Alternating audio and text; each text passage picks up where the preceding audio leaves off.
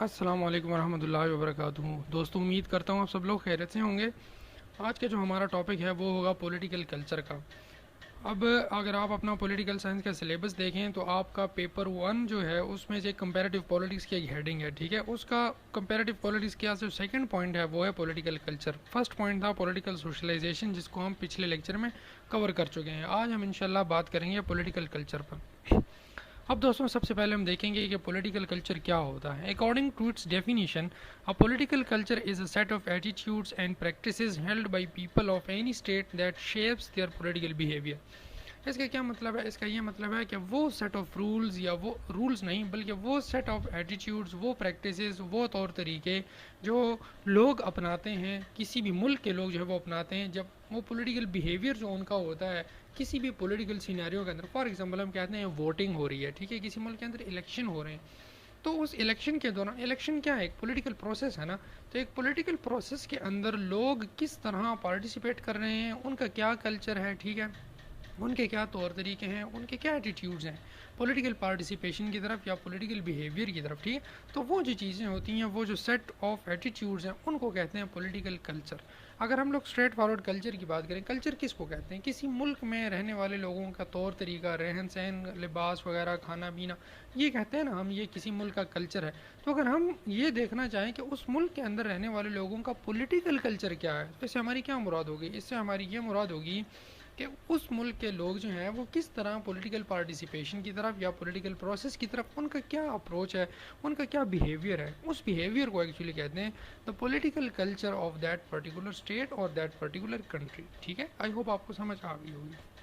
अब इसके अंदर दोस्तों क्या होता है? It includes moral judgments, political myths, beliefs, ideas about what makes for good society. आसान अल्फाज में जैसे आपको मैंने बताया कि किसी मुल्क के अंदर रहने वाले लोग अपने मुल्क के अंदर किसी भी पॉलिटिकल प्रोसेस के अंदर कैसे बिहेव करते हैं, that is actually there political culture.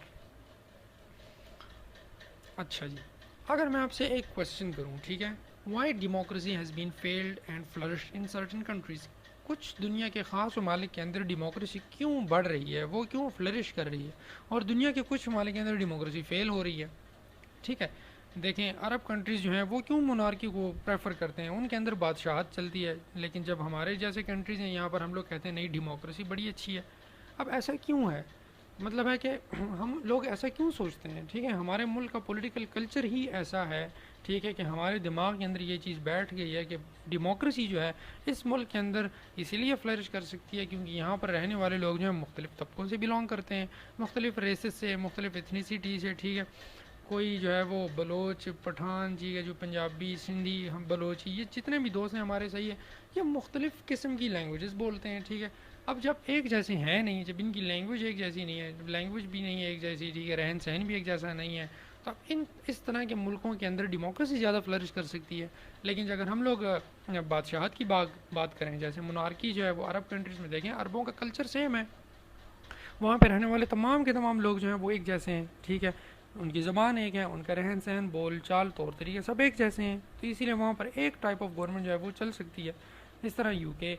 लेकिन डेमोक्रेसी उन मुल्कों में क्यों नहीं चल सकती, या हमारे मुल्कों में क्यों चल सकती है? देखें ये क्यों, क्योंकि ये पॉलिटिकल कल्चर ऐसा है, ठीक है।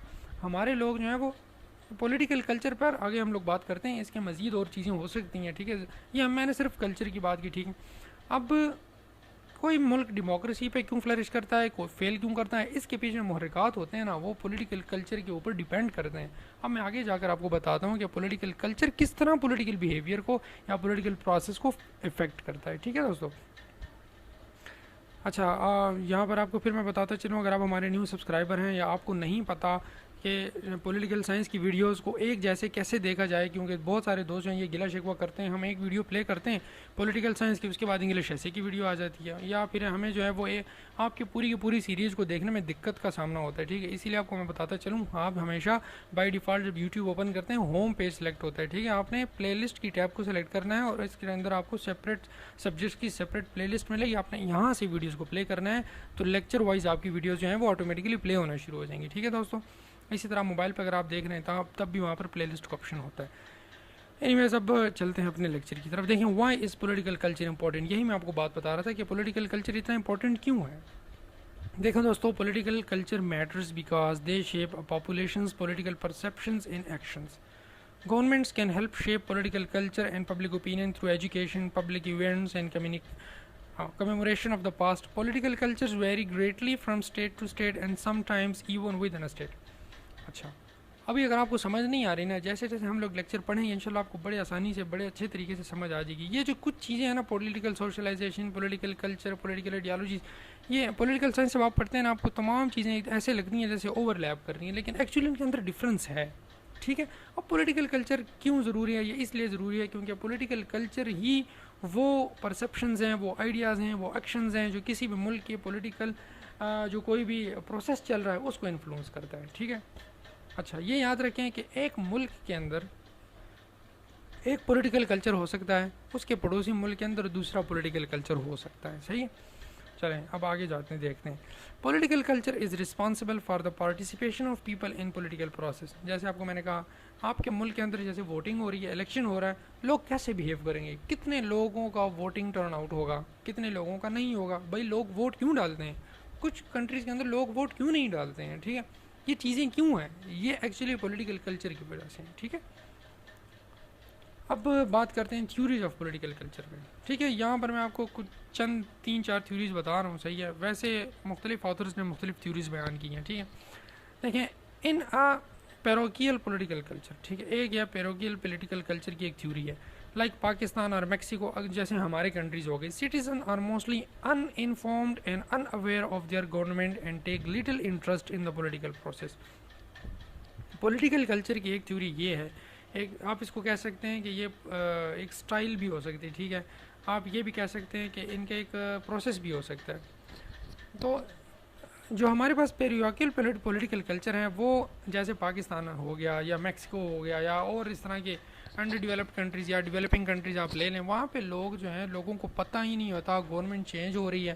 गवर्नमेंट क्यों चेंज हो रही है, गवर्नमेंट के अंदर हो क्या रहा है, हमारे इलाके के एमएनए कौन है, हमारा एमपी है कौन है. जब आपका ये कल्चर होगा तो आपको गवर्नमेंट के साथ लेना देना जो है वो इतना आप ज़रूरी नहीं समझेंगे. हर बंदा यही बोलेगा भाई हमें क्या है यार, हमें तो आटा सस्ता कर दो, हमें ये चीज़ें कर दो. आप इंटरेस्ट ही नहीं ले रहे. तो इस तरह की कंट्रीज़ जो हैं उनको कहते हैं पैरोकियल पॉलिटिकल कल्चर. ठीक है. उनका जो कल्चर होगा उसको हम कहेंगे पैरोकियल पॉलिटिकल कल्चर. वो कंट्रीज़ जिसके लोग जो हैं वो अनइनफॉर्म्ड रहते हैं, अनअवेयर रहते हैं उनकी गवर्नमेंट क्या कर रही है, और वो थोड़ा सा इंटरेस्ट लेते हैं, इंटरेस्ट या लेते ही नहीं है पॉलिटिकल प्रैक्टिसेस के अंदर. इस तरह के कंट्रीज़ को पैरोकियल पॉलिटिकल कल्चर हम कह सकते हैं. ठीक है. इसके बाद आता है in subject political culture such as those found in Germany and Italy. Citizens are somewhat informed and aware of their government and occasionally participate in the political processes. थोड़ा बहुत उन्हें पता होता है. ठीक है. जैसे यूरोपियन कंट्रीज हैं, ज़्यादातर लोगों को पता होता है, कुछ को पता नहीं भी होता, लेकिन मोस्टली लोगों को पता होता है, इसीलिए थोड़ा बहुत जानते हैं, थोड़ा बहुत नहीं जानते हैं, उनको हम कहते हैं सब्जेक्ट पॉलिटिकल कल्चर. अब जो लोग बहुत ज़्यादा अपनी गवर्नमेंट के बारे में पूछ-गछ करते हैं, बहुत ज़्यादा पार्टिसिपेट करते हैं पॉलिटिकल प्रोसेसेस में, उन कंट्रीज़ को क्या कहते हैं, पार्टिसिपेंट पॉलिटिकल कल्चर. ठीक है. उनके कल्चर को हम कहते हैं पार्टिसिपेंट पॉलिटिकल कल्चर. या यूके जो है, यूएसए जो है, इनके जो लोग होते हैं वो बिल्कुल इन्फॉर्म रहते हैं. उनका डेमोक्रेट है, ठीक है, या कोई और पार्टी है, ठीक है, लोग क्या कर रहे हैं, ठीक है, उनके गवर्नमेंट के जो नुमाइंदे हैं वो क्या कर रहे हैं, वो उन्हें गिरा भी सकते हैं, उन्हें रीइलेक्ट भी कर सकते हैं, वो पॉलिटिकली बड़े एक्टिव होते हैं. ठीक है. इस तरह के जो लोगों का जो कल्चर होगा वो हम कहेंगे पार्टिसिपेंट पॉलिटिकल कल्चर. ठीक है. अब कुछ और थ्योरीज़ हैं और उनको कह सकते हैं, इन थ्योरीज़ को मैं इस तरह बयान कर सकता हूँ कि कुछ हमारे पास साइंटिस्ट थे, पॉलिटिकल साइंटिस्ट, उन्होंने कहा था कि भाई पॉलिटिकल कल्चर किस वजह से चेंज होता है. ठीक है. ये 3 किस्म के लोग क्यों बने हैं, पॉलिटिकल कल्चर क्यों चेंज हो जाता है. ठीक है. उसके पीछे ना 3 किस्म की जो थ्योरीज हैं वो ये हैं. Other theories include Samuel Martin. ठीक है. सैमुअल मार्टिन लिप्सिट्स, उसकी एक थ्योरी है formative events theory. Formative event theory क्या कहती है? फॉर्मेटिव इवेंट थ्योरी ये कहती है कि जब एक कंट्री बना था, ठीक है, जब एक मुल्क बना था, जिस टाइम वो बना था उस वक्त पर कौन से इवेंट्स रूनुमा हुए थे. ठीक है. जैसे हम लोग बात करें पाकिस्तान और इंडिया, ये दोनों हम लोग 1947 में जो है वो आज़ाद हो गए थे. ठीक है. तो उस टाइम क्या मुहर्रकात थे, बिल्कुल वही चीज़ इन्फ्लुएंस करती है किसी भी कंट्री के पॉलिटिकल कल्चर को, और ये थ्योरी कहलाती है फॉर्मेटिव इवेंट्स थ्योरी. वो थ्योरी जो किसी भी इवेंट्स को फॉर्म करे, या कोई भी इवेंट जो है वो जगह पर फॉर्म हो गए थे, ठीक है, फॉर्मेटिव इवेंट थ्योरी, जो इवेंट्स की वजह से एक इन्फ्लुएंस पैदा हुआ था लोगों के अंदर, ठीक है, उस पॉलिटिकल कल्चर को हम कहते हैं फॉर्मेटिव इवेंट्स थ्योरी। मतलब उस टाइम जब वो कंट्री बना, उस टाइम क्या हालात चल रहे थे, कौन से इवेंट्स थे, उसकी वजह से लोगों का पॉलिटिकल कल्चर चेंज हो जाता है। सेकंड, फ्रेगमेंट थ्योरी, ठीक है, ये लुई हार्ट्स की थ्योरी है, ठीक है। वो कहता है the long lasting effects of European colonisation and countries and societies, ठीक है। कहता है जब जिस ज़माने में यूरोप की कॉलोनाइजेशन हुई थी, सही है, मुख्तलिफ कंट्रीज़ के ऊपर, उस टाइम के जो लॉन्ग लास्टिंग इफेक्ट्स किसी भी जगह पर हैं, उसकी वजह से भी पॉलिटिकल कल्चर इन्फ्लुएंस हो जाता है। इसके बाद जो है हमारे पास है पोस्ट मटीरियलिज्म थ्योरी, और वो ये कहती है कि long lasting effects of childhood economic and social condition, जब हम बच्चे थे, ठीक है, उस टाइम किस किस्म के हालात थे हमारे मुल्क के अंदर, उन हालात को मद्देनज़र रखते हुए हमारे अंदर पॉलिटिकल कल्चर जो है वो डिवेलप होता है। सही है, पॉलिटिकल कल्चर डिवेलप होता है। आप अगर अभी समझें, अगर अभी की बात करें, इस टाइम में जो बच्चे जवान हो रहे हैं, ठीक है, या वो थोड़ा बहुत पॉलिटिकल आइडिया रखते हैं, तो वो क्या बोलेंगे, यार जिस ज़माने में कोरोना वायरस आया था ना, ऐसी ऐसी सिचुएशन हो गई थी, सही है, तो अब पूरी ज़िंदगी वो इस चीज़ को याद करते रहेंगे, ठीक है, कि उस वायरस की वजह से ऐसी पूरी दुनिया की मईशत तबाह हो गई थी, अब ऐसा ना हो। वो जब भी कोई वबा देखेंगे ना, उनका पॉलिटिकल कल्चर चेंज हो जाएगा, ठीक है। तो ये थ्योरी ये कहती है पोस्ट मटीरियलिज्म थ्योरी, कि जब आप बच्चे थे, ठीक है, तो उस चाइल्डहुड की इकोनॉमिक और सोशल कंडीशंस को दिमाग के अंदर रखते हुए पॉलिटिकल कल्चर चेंज हो जाता है, ठीक है दोस्तों। अब एक चीज़ याद रखें, आपको मैं बताऊं कि मैं यहाँ पर पॉलिटिकल कल्चर की बात कर रहा हूँ, ये पॉलिटिकल आइडियालॉजी से वो बिल्कुल मुख्तलिफ। आप ये ना सोचें कि वो बिलीव्स जो आपके दिमाग के अंदर बन जाती हैं, ठीक है, वो बिलीव पॉलिटिकल कल्चर के अलग नहीं। पॉलिटिकल आइडियालॉजी और पॉलिटिकल कल्चर दो मुख्तलिफ चीज़ें हैं, ठीक है। It is important to understand that political culture differs from political ideology. The term political ideology refers to a code or belief or views about governments and politics that may influence the way we vote or whether or not we support certain legislative actions. In other words, political culture is something we share, while a political ideology is something we use to define ourselves and make political decisions. For example, एक शख्स है, वो Islamic beliefs रखता है, ठीक है, वो कहता है कि मैंने पॉलिटिकल पार्टी को वोट देना है, उस पार्टी को जो ज़्यादा इस्लाम के रूल्स को लाने की बात करती है, ठीक है। तो वो बंदा एक साइड पर हो गया, दूसरा बंदा कहता है नहीं, मैं उस पार्टी को वोट दूंगा जो इकोनॉमिकली किसी भी कंट्री को स्टेबलाइज करने की कोशिश करे। अब ये दोनों इस एक मुल्क के अंदर रह रहे हैं, ठीक है, लेकिन इनका पॉलिटिकल कल्चर सेम हो सकता है, लेकिन इनकी पॉलिटिकल आइडियालॉजी डिफरेंट हो सकती है।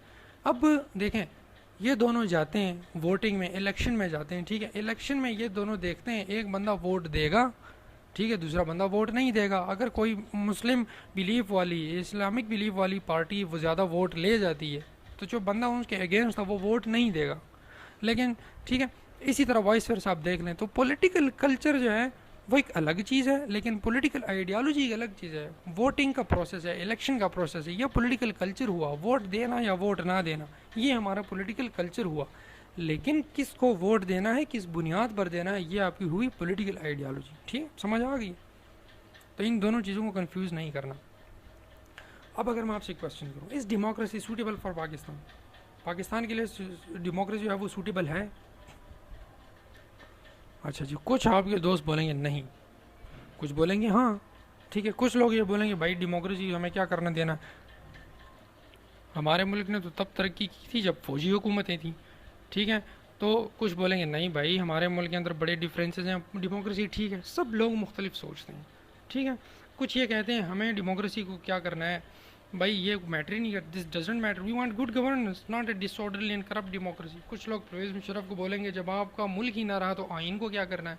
ये वो चीज़ें हैं जो पॉलिटिकली कल्चर है हमारा। ठीक है, पॉलिटिकल कल्चर हमारा स्विंग करता है कि अगर मैं पाकिस्तान के हिसाब से बात करूँ तो हमारा जो पॉलिटिकल कल्चर है ना वो स्विंग करता है between the dictatorship and democracy. आपके पास क्वेश्चन आ सकता है पॉलिटिकल कल्चर ऑफ पाकिस्तान पे नोट लिखें। ठीक है, तो ये वो चीज़ याद रखें जहन में, आपने डिक्टेटरशिप और डेमोक्रेसी के ऊपर बात करनी है कि कभी डेमोक्रेसी जब होती है तो क्या पॉलिटिकल कल्चर होता है, जब डिक्टेटरशिप हो तब क्या पॉलिटिकल कल्चर होता है। ठीक है, इसीलिए जो हमारे लोग हैं वो पार्टिसिपेट करते हैं, कुछ लोग पार्टिसिपेट नहीं करते। क्या कहते हैं भाई जो भी आता है अपना ही फ़ायदा सोचता है, इसलिए वोट दे के क्या करना। ठीक है, तो ये था हमारा पॉलिटिकल कल्चर। बहुत पेचीदा और बड़ा ड्राई सा टॉपिक था, ठीक है। मैंने अपनी तरफ से कोशिश की आपको समझाने की, ठीक है। फिर भी अगर कोई मसला है तो आप मुझे कमेंट्स में पूछ सकते हैं। अब आपको मैं जाते जाते एक असाइनमेंट देता चलूँ। मैंने कुछ थ्योरीज डिस्कस की थी, ठीक है। Which theory applies for our political culture, हमारा जो पाकिस्तान का पोलिटिकल कल्चर है इसके ऊपर कौन सी थ्योरी अप्लाई होती है, आपने मुझे नीचे कमेंट सेक्शन में बताना है, ठीक है। ये आपकी असाइनमेंट है। तो दोस्तों फिर आपको मैं बताता चलूँ, अगर कोई क्यूरी है तो कमेंट सेक्शन में मुझसे पूछे। मैंने अपनी तरफ से कोशिश की है समझाने की पॉलिटिकल कल्चर क्या है, क्या थ्योरीज हैं वगैरह वगैरह, ठीक है। तो आप, मेरा मकसद ये था आपके आइडियाज़ कॉन्सेप्ट्स को क्लियर करना। आप मज़ीद आप स्टडी करें, ठीक है। मुख्तलिफ अच्छी अच्छी बुक्स पढ़ें, उससे आप मज़ीद अपने आइडियाज़ को जो है वो क्लियर करते जाएँ। लेकिन थोड़ा बहुत मेरा मकसद वीडियोस का ये है कि आपका एक बार कंसेप्ट क्लियर हो जाए कि चीज़ क्या है, ठीक है। डिटेल की स्टडी आप अपने आप से खुद ही करते हैं। दोस्तों अगर आपको लेक्चर अच्छे लगते हैं लाइक करें, ठीक है। कोई क्यूरी है तो कमेंट करें, और अगर आपके आसपास के दोस्त तैयारी कर रहे हैं तो उनके साथ वीडियोस को शेयर करें, ठीक है। तो इंशाल्लाह नेक्स्ट वीडियो में फिर आपसे मुलाकात होती है किसी और टॉपिक के साथ। तब तक अपना और अपने आसपास रहने वालों का बहुत ख्याल रखिएगा।